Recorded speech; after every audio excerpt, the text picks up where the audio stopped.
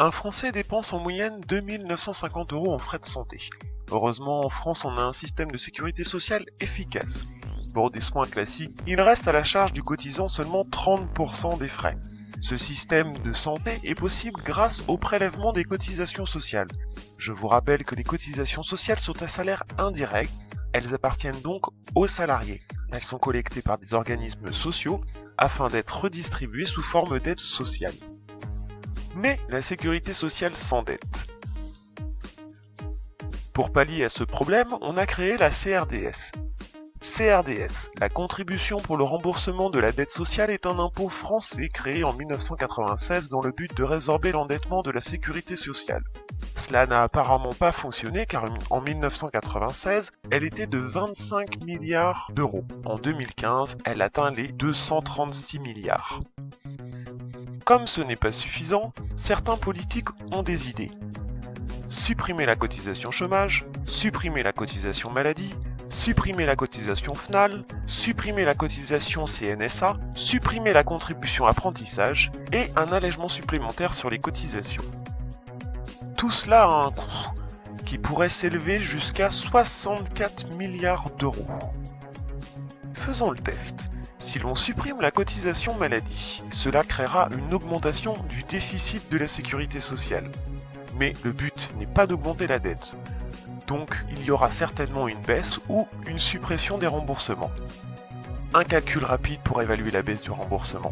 Si l'on supprime la cotisation salariale maladie, cela représente une baisse des revenus pour la sécurité sociale de 15%. On peut donc en déduire que le remboursement sera réduit lui aussi de 15%. Il passera donc de 70 à 59%. Le remboursement passera de 2065 à 1740 €.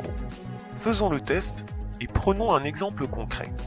Avant ces mesures, un salarié au SMIC gagnait 13 812 € par an et avait donc une dépense moyenne de santé de 885 €, ce qui lui faisait un revenu net de 12 927. Après ces mesures, le salarié verra son salaire annuel augmenter pour atteindre les 14 000. Seulement, sa dépense moyenne de santé sera plus élevée, car le remboursement sera moindre. Il verra donc son revenu net à 12 854 €, soit une perte de salaire de 72 € à l'année. Donc, comment augmenter nos revenus sans augmenter la dette sociale? La CRDS et la CSG représentent une baisse de revenus pour le salarié, l'allègement des cotisations, appelé loi Fillon, le CICE et la suppression des cotisations représentent une augmentation de la dette sociale. Donc, comment faire? Et si on faisait l'inverse? Si l'on supprimait la loi Fillon, le CICE et la CSG et CRDS non déductibles? Pour le salarié, la suppression de la CSG-CRDS se traduirait par une augmentation de son salaire net, soit 1193 €, un gain de 504 € par an. Son salaire fiscal ne changerait pas, il ne paierait toujours pas d'impôt sur le revenu. En ce qui concerne la sécurité sociale, ses recettes annuelles s'élèvent aujourd'hui à 474 milliards d'euros. Ce à quoi on peut rajouter les revenus de la loi Fillon, les revenus du CICE, auxquels il faut déduire la CSG-CRDS qu'elle ne recevra plus. On atteint un total de 484 milliards d'euros. Aujourd'hui, les dépenses de la sécurité sociale sont de 484 milliards d'euros. Résultat, la sécurité sociale ferait un bénéfice annuel de 100 millions d'euros. On pourrait donc se demander, mais pourquoi on ne le fait pas? Eh bien, c'est un concept simple. La valeur ajoutée pour une entreprise, ce sont les produits, c'est-à-dire les ventes, moins les charges, les achats. L'excédent brut d'exploitation reprend donc cette valeur ajoutée auquel elle ajoute les subventions, on retire les salaires, les cotisations et les impôts sur les salaires. Mais à quoi sert l'excédent brut d'exploitation?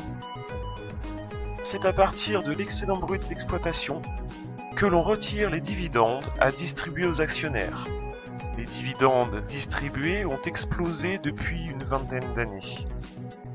Donc plus les salaires et les cotisations sont bas, plus les actionnaires gagnent en dividendes.